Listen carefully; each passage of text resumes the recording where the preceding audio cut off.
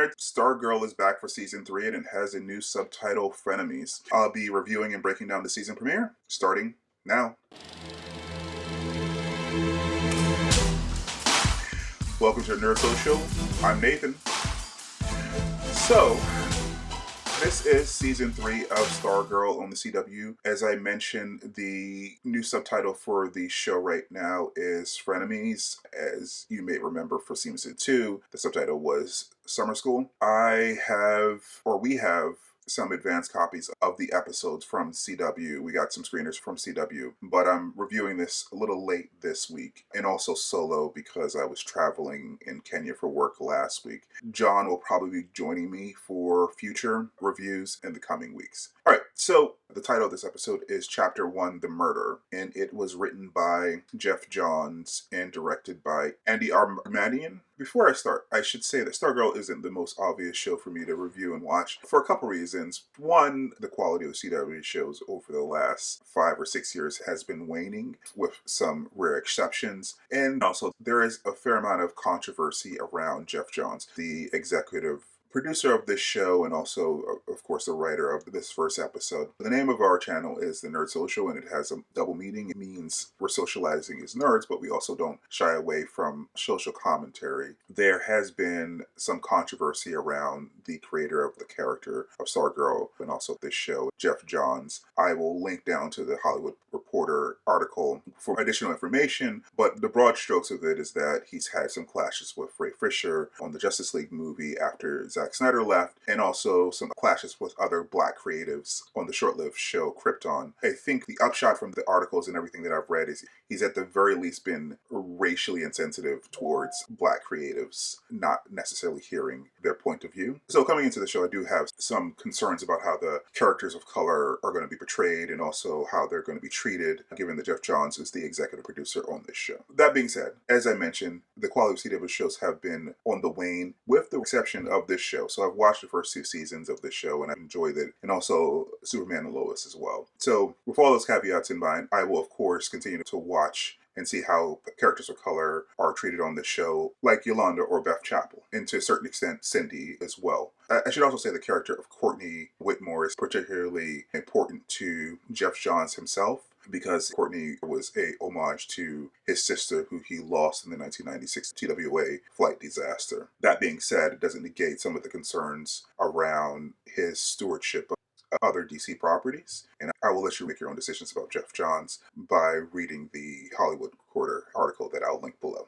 Alright, with all that out of the way, the spoiler-free logline for the episode is, with Starman back from the dead and her former supervillain enemies vowing to reform, Courtney is hopeful that there will finally be peace in Blue Valley. But when the gambler arrives to town looking to make his own amends, the team find themselves at odds over whether he can be trusted. So I think this is a generally okay start to the season. I'd probably give it a 6 out of 10. We establish the motivating thrust of the season here. As I mentioned, the name of the episode is Chapter 1, The Murder, and having seen some of the episodes, we're going to be kind of focused on this murder over the next couple episodes. I won't get into who was murdered, but there's also the addition of Joel McHale as Starman, and awkward interactions between Sylvester and Courtney because there's only one staff, and also some tensions as spoiler-free description mentions with the rest of the team, because Courtney is more open to be trusting of these former supervillains than the rest of her team, or even Pat is comfortable with. So it's a good start, and it resets the board, and the stakes for this season seem to be at least not as catastrophic as the stakes in the previous season. Right now, anyway, it remains to be seen how things progress over the season. So that's what I think generally about the episode. I'm looking forward to seeing how things play out. Like I said, I've seen some of the next episodes, and I'm still looking forward to where some things twist and turn over the coming weeks. All right, with that, I think I can't talk about the episode without actually starting to spoil some of the plot points of the episode. So I should say, if you haven't seen the episode, you should bail out now and come back. Also, if you're enjoying the conversation, please like and subscribe. We really appreciate it. It helps us grow the channel. And with that, spoilers ahead.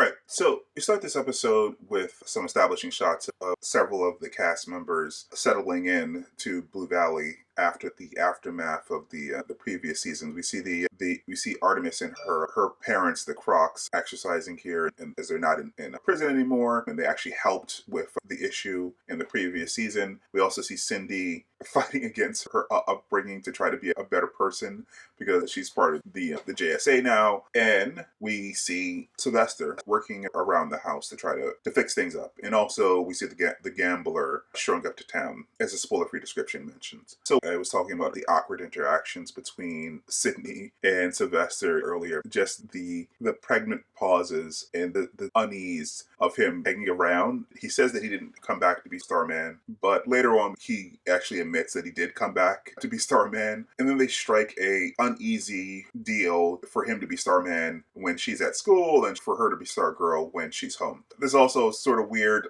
him creating a case for the staff next to his bed. Like I said, it's uneasy, and it continues to be a little bit weird in the next couple episodes as well, without giving too much away. So we also, in this episode, jumping ahead a bit, have the constant push and pull from other people in Sydney's life about her forgiving or being trusting of the former supervillain. So we have a conversation here with Pat about the Crocs. Sydney wants to trust them, and he's very wary of them because he had very specific experiences with them in the previous season. And this all leads up to the gambler showing up and asking for some of the same treatment as some of the other supervillains, because we also have the Shade in town as well. This exchange between Pat the Gambler and Courtney is interesting for a couple reasons. So the daughter that he mentions, Beth, actually in the comics, he has a granddaughter named Beth, so he's likely not lying here, even though Pat and also Shade is incredulous towards his story. Also, it's not lost upon me or the audience that Sydney, of course, might have a special spot, and actually she says this explicitly later on in the episode, for his quest to be better because of the interaction that she had with her father in the first season and his desire to have nothing to do with her. So from here, we go on to Larry Croc having issues with the gambler showing up. We'll see in future episodes why he's so mistrusting of the gambler's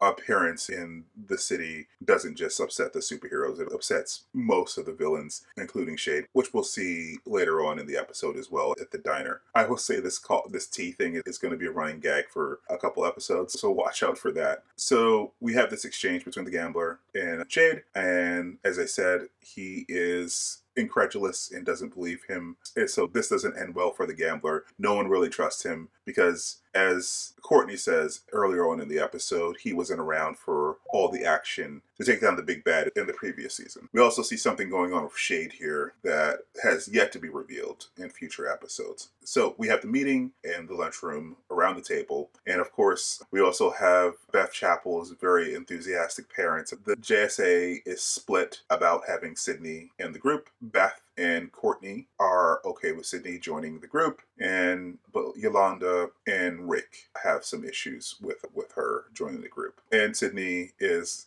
her typical surly self. And we also see this weird interaction with Artemis, which we find out later on is because she wants to join the JSA, which is a little weird. Her interaction, not that she wants to join the JSA, but considering her parents, she's as normal as she possibly could be. Also, one of the things that I forgot to mention in my review is that the interaction between Pat and Sylvester is also a little weird. I think Sylvester is assuming they can go back to their previous roles, especially after Courtney says they can split time between the staff. But Pat has moved on from being a sidekick character to more of a mentor character, and Sylvester hasn't adjusted to that, and probably it will take some time for him to adjust to that. The interaction between Artemis's mom here and Barbara is also interesting, and this will also be a continued thread in future episodes as well. This strained and weird interaction drags on into future episodes. How their relationship develops is interesting. All right, so we go to the gambler's mobile home, which is a weird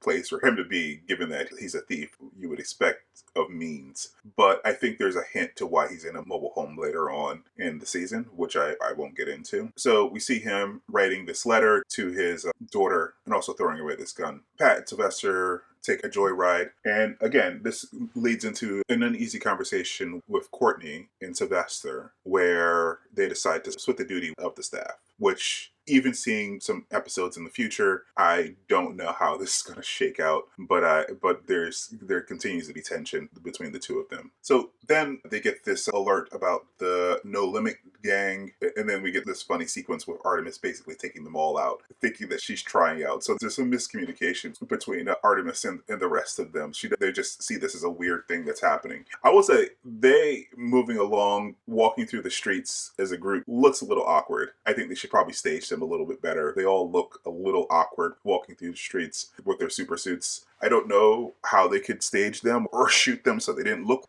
like the Scooby Gang. I feel like that's maybe an issue with the director, so they could look more heroic, but they're all jumbled together instead of approaching the situation from different points of view as a group. And maybe that's supposed to show that they're green. I don't know, but it was a little awkward looking at them approaching this scene. And also later on, it's awkward. So this is the letter that I mentioned, and we have the conversation back at headquarters or Pat's garage, which is a little tense because Sydney isn't necessarily a team player, and Yolanda and Rick have very little patience for her. But as we saw at the beginning of the episode, she is trying, and she genuinely wants to do better. And this is when they find out that the No Limit gang previously worked with the gambler, and they go to question him later on in the episode. Then this is when we find the gambler attacked and dead with Sydney holding the gun. So that's how the episode ends. There definitely are more interesting developments in the coming weeks. And as I said, going forward, we'll probably be dropping these reviews a little bit earlier now that I'm back from my trip. And John may be joining me in future weeks as well. We'll likely have less screenshots because I will be recording these reviews before the shows air. All right, so that is what I think of the episode, but I'm interested to hear what you guys think. So comment down below, like and subscribe for more content like this, and I will see you in the next one. All right, guys, bye.